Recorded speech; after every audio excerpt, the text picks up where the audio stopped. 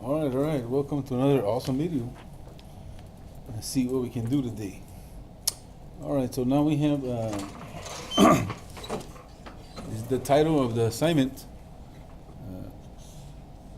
7.3 main assessment 1. So I'm going to look at question number 3. Ryan and his mother are making new curtains for the room. They need 5 3/4 yards of material for it. Look at what it says there. Each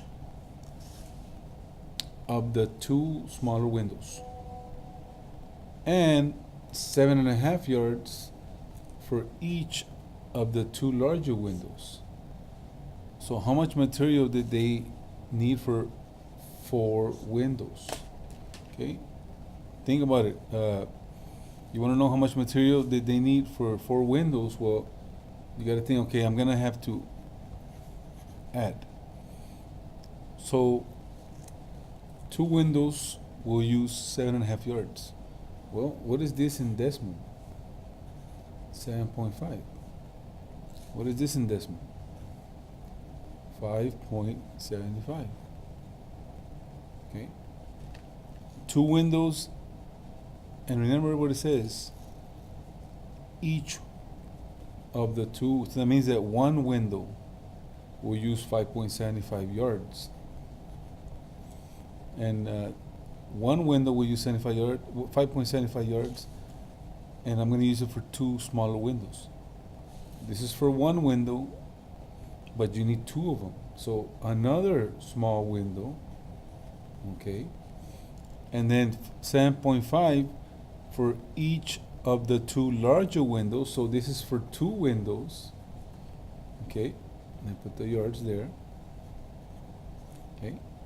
And so now I got to figure out, okay, well, how much yards did I use? Think about it. You have 4 windows. Okay, solve the problem. Finish it. Number 4. Mark has 23 feet of string. This is very key. He will cut the string into equal lengths. When you see the word cut equal lengths, you should think of division. Okay, division. And so he's going to make pieces of 9 inches for each string. So he's going to measure the string 9 inches, he makes a cut. How much string will be left? Another key word, left, after he cuts as many pieces of these lengths as possible. This word left means subtract. Okay, so think there. You're going to have to divide and you have to subtract. The problem here is that you want increments of 9 inches each. Okay, so you want to cut into 9 inches each piece of string. Well, you have 23 feet. You need to know how much inches you have here. Well, and 1 foot is equal to 12 inches. Okay, you have 23 feet. So how many inches do you have? And then you can figure out the problem. Okay, so think about that. Once you find out how many inches you have, find out how many pieces of 9 inch, how many increments of 9 inches you can make. Well, that's where the division comes in. Once you know that, then you're going to do the operation of subtraction. And so try to finish that problem. Go to number 5. Okay. Kelsey had 48 tickets for games at the school carnival. She used 1/3 of her tickets. Okay, of in math means multiply. Okay, and how many tickets did she have? Well, it's telling you right there, 48 tickets. So I'm going to put here 48 tickets. So then I'm going to put here, okay, 48. 1/3 times 48. So I'm going to put, okay, 1/3 times 48. What do? We put a 1 underneath. So 48 over 3. Well, how many times is 48 going to 3? Well, if you don't know mentally, you use table. Top in, bottom out. And you get 3 goes into 4 once, 4 minus 3 is 1. Bring down the 8. 3 into 18 is 6. So you get 16. So what does the 16 represent? This is the tickets she used for playing the spin the wheel game. So she used 16 tickets. Okay, so remember that. She used 16 tickets of the 48 tickets she had. So she already used up 16. And then it says there, she used half. What does the word of mean again? Remember, that means multiply. Well, you got to find out the remaining tickets. Okay? When you see the word remain, this one here, that's usually has to do with the operation of subtraction. Okay? So half of the remaining tickets. You're not going to put 48 tickets because she doesn't have 48. She used some here already. Remember, how many did she use? She used 16. So how many tickets does she have here starting when she starts to play the balloon game? She does not have 48 because she used some to play the spin the wheel game. So remember what number you put here. And then you would, once you get this answer, well, then you would continue where she played this balloon game and she won 8 more tickets. So how many tickets did Casey have after playing these 2 games? Okay, so just to remember, she used 1/3 of her tickets, 1/3 times 48, because that's what it says. She had 48 tickets. But I know that she used 16 to play this spin the wheel game. And then she started playing the second game with the remaining tickets, half of the remaining tickets. So you got to find out how many are left. And then you continue reading and to see what else to do. Okay. Now, if she won 8, if you win, that means you're going to have to add 8 somewhere down the road, okay? You're going to have to add, at the end, you're going to add 8 because that's what she won. And then that'll give you the final answer. All right, let's look at the next one. This one's pretty basic. Laura was late to class 5 times. Right there, 5 times. The word times, this one here means multiply.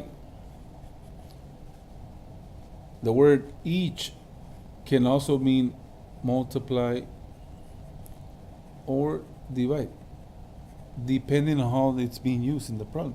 Okay, but it says there, each time she was late, she missed 4 8/10 minutes of class. Look at another keyword. How many total? Okay, total usually goes with add. Okay, so you can do this in many ways. So think there. Each time means one time. One time she missed class is equal to, okay, you miss one time late, that equals 4.8 minutes. Okay, what if she's late twice? 2 times late. Well, if you're late, if you lose, you're missing 4.8 minutes for one time. 2 times late, that you're going to be missing, well, double that, 4.8 times 2, which is 9.6. And so, see what I'm doing? 1 time, 2 times. Think about it 5 times. Okay, she's late to class 5 times. Number 7. Okay, you have a crew that's working under the lights at a night to pave a major state highway between Dallas and Hillsboro. Sorry. The crew paved 3.7 miles on Monday, 4.5 miles on Tuesday, and 3.25 miles on Wednesday. Look at the keyword. What is the total? Total means at. So all you gotta do is, well, guess what? Line up your decimals and figure out the answer. The bubble sheet ran out of space here, so you just put your answer here, and I'll take that as credit. Okay. All right. So now number 8. Mr. Jimerson earns 24 per hour, but he qualifies for 15% raise in salary. So what is his salary after his raise? So he's getting a raise, which means he's gonna make more money per hour. To find out how much increase this is, you gotta multiply those two, but you gotta convert this 15% to a decimal. Well, how do you do that? You move the decimal twice, so it's right here, 1, 2, and so you multiply 24 times 0.15. Okay, that gives me 4 times 5 is 20, 5 times 2 10, plus 2 is 12, 0, 4, 2. That's 360, two numbers to write a decimal, 1, 2. That's $3.60. Now this represents the 15% raise. Okay, that's what that represents, 15% raise.